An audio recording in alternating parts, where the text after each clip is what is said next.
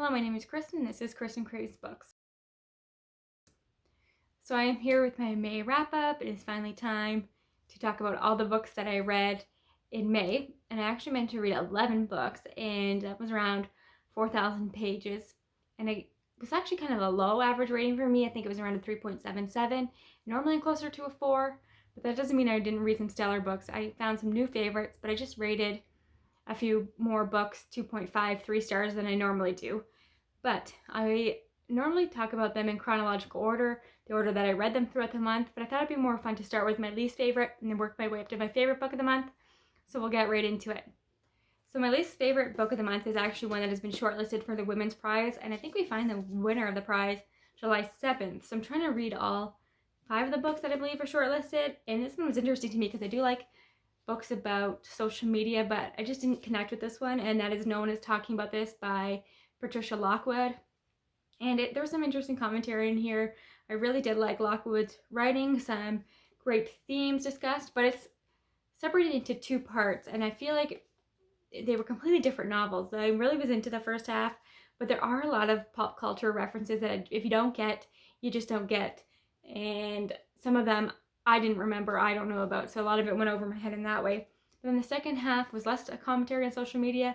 There's lots of trigger warnings in there based around children, and I will leave a link to the Storygraph where I get some content warnings for this one, but there was just a disconnect between the first half and the second, and I don't know that I quite got this one, so it's just not the book for me. The next one is one that I'm sad that I didn't love, and that is Last Chance Books by Kelsey Rodkey, and this is inspired by You've Got Mail, and it really, really is, but this is YA, and we're following a young girl whose family has an independent bookstore that's struggling, and a more franchised, more successful bookstore moves across the street, and she has like a hate to love romance with the owner's son.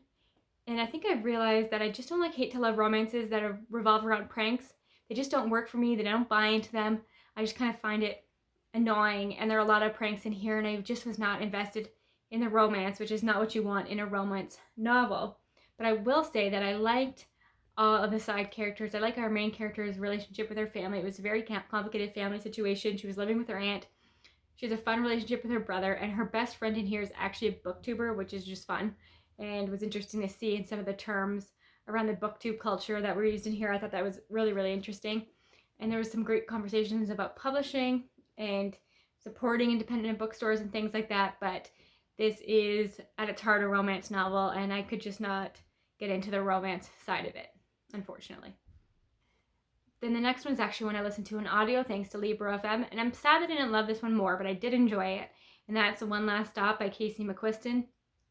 I think part of the problem here for me was that it is written in third person present, and something about that, there was a disconnect. I really wish it was just written in first person, and I really wasn't attached to her main character at all.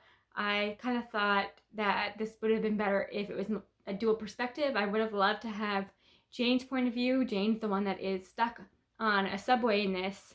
So there's a bit of a magical realism fantasy element to this romance where one of the love interest in this is been stuck on a subway since the 70s, and this is set in modern times. So our main character is trying to figure out what's going on here. They have quite an intense romance, and it's very sweet in that way. But I think having Jane's side of the story would have added a lot to this, because it was a long book, 400 and something pages, which is long for a romance.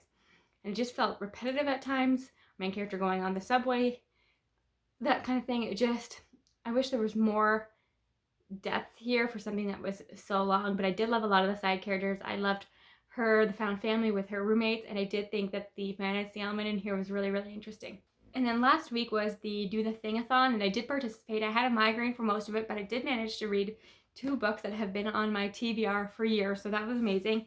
And the first one is Golden Sun by Pierce Brown. This is the sequel to Red Rising. Look how dirty this is. I think part of the problem with this one was that it did wait so long between Red Rising and Golden Sun. It was years, but I did read a summary about Red Rising, and a lot of it it did come back to me, but this is set a couple years after the events of Red Rising, so it takes a bit to get your footing to really figure out the situation that Darrow is in.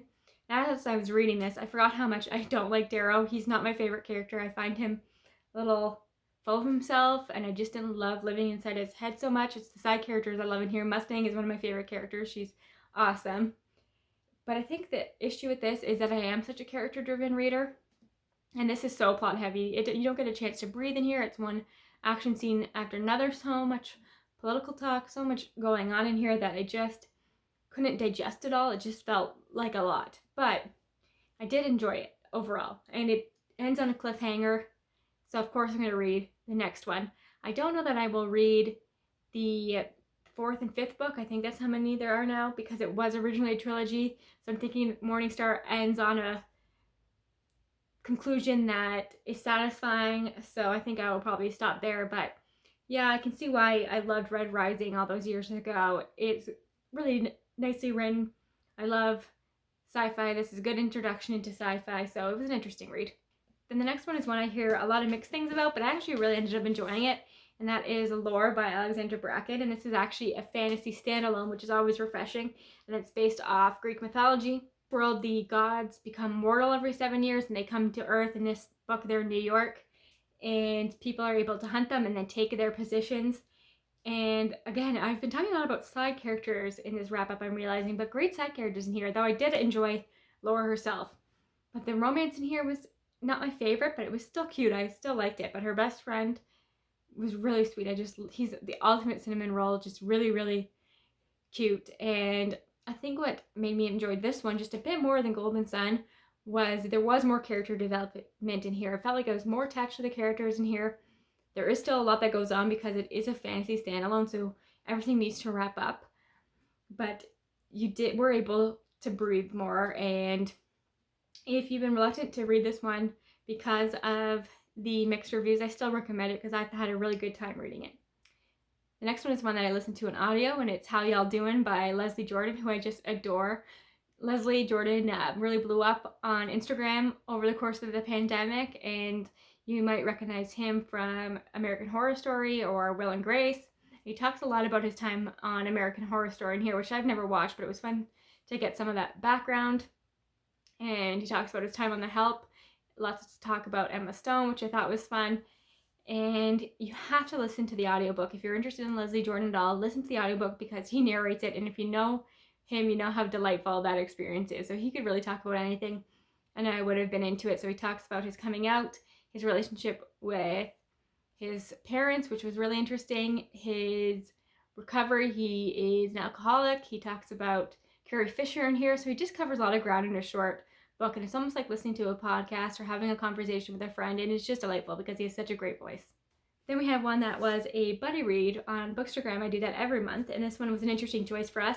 It is The Widow of Rose House by Diana Biller, and this is never one that I would have picked out on my own, but I actually listened to the audiobook, and then I had to buy a physical copy because I just loved it that much. I didn't think I would be into gothic romance, but this was adorable. I do think that the ghost story in here is kind of weak.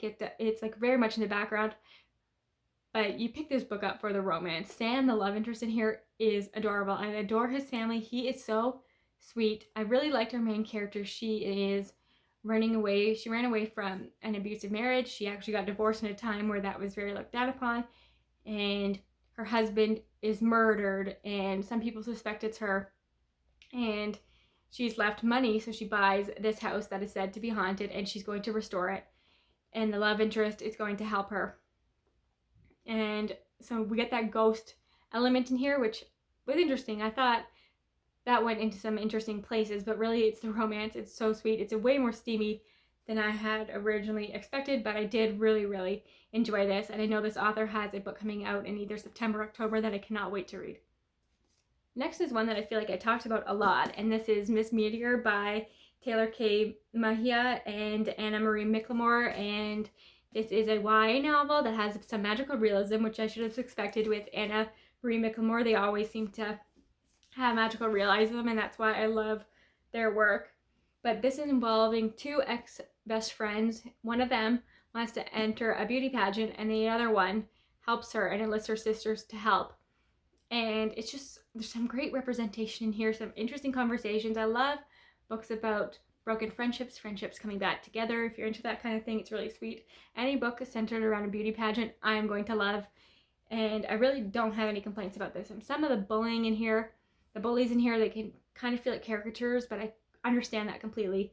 It's just such a moving story. I love the magical realism. One of our main characters here is born from stardust. So that's really, really intriguing. And she's slowly turning back to stardust. So she's trying to prevent that from happening. And I just loved it. I thought it was beautiful. Now we're on to my top 3 favorite books of the month. So my third favorite is Pet by Akwaeke Emezi. And any other month, this could have been my favorite book because it's just so well done. But I did read some incredible books this month. And I already knew that I loved Akwaeke Emezi's writing. They are so talented and they write in such a broad range of genres. So this is actually a middle grade YA novel, and we're following our main character Jam, whose mother is an artist, and she lives in a world where monsters have been eradicated. They don't believe that monsters exist anymore. And then something called Pet comes out of her mother's painting and tells Jam that there's a monster living in her best friend's home. So she's doing everything she can to protect her best friend. None of the parents in her life, or the adults, believe that monsters still exist. There's lots of secrets in here, and it's just really beautiful. I could have tabbed this whole book, and it's a book that'll stay with you and move you, and especially since it's so short, you can get through it in a day, and one that I will probably reread because I just loved it so much. Now we're on to my top 2, and I'm so surprised by how much I really, really love this book. It is a contender for my favorite book, top 10 favorite books of the year, and that is Project Hail Mary by Andy Weir. I really liked The Martian. It's one of the books that got me into sci-fi, but then I heard such mixed things about Artemis, so I never picked it up. But I feel like Andy Weir's back, and this, if you loved The Martian, I just know you're gonna love this. I actually like this even more. And don't read the synopsis on the back. I think it gives something away that would be more fun not knowing. Just know that we're following a main character. What's his name? Is it Ryland? Let me see. Yeah, Ryland Grace, who wakes up on a spaceship, and there's 2 dead bodies with him who were his crewmates, and he has no memories. So you're living in his head, and throughout the course of the books, his memories slowly come back. We get flashbacks to the time before he was on this ship, and he knows that he has to do something to save the world. And there's some interesting characters in here, that is all I will say. And the ending really moved me. I actually cried. And just like The Martian, there are some really hilarious moments in here, some great lines. And I do think that this one's a bit more science-y than The Martian, but it's still accessible and really, really interesting. There was not a dull moment in here. And then last but certainly not least is one that I have been meaning to read since Christmas 2019, but I thought it would be too hard for me, and I'm so glad that Do the Thingathon actually forced me to pick it up, because I don't know that I would ever have made myself read it otherwise. And it's my favorite book of the month. I knew that it would be. It's heavy, it's frustrating, and it is Know My Name by Chanel Miller. Now everybody talks about how great of a writer Chanel Miller is, and she really is. This is so raw, vulnerable, so well done. And if you don't know, Chanel Miller used to be known as Emily Doe in the Brock Turner case, the Stanford rapist, and this is all about Chanel Miller taking her voice back. And the way that she is re-victimized by the justice system is so disheartening. The judge in here is infuriating. The way that people talk about her online is just disgusting to me. But the way that she has been able to persevere, and she is so inspiring to so many people, especially victims and women who have felt like they have to be silent. It's just fantastic. I will follow Chanel Miller's career from here on out, and I listened to part of it on audio, which I recommend you do. And her victim impact statements in the back, if you think that this is too much for you, I would recommend at least reading her victim impact statement, because it's so moving. But yeah, there's just so glad that I finally read this. Fantastic. One of my favorite memoirs of all time. Probably will be one of my top books of the year.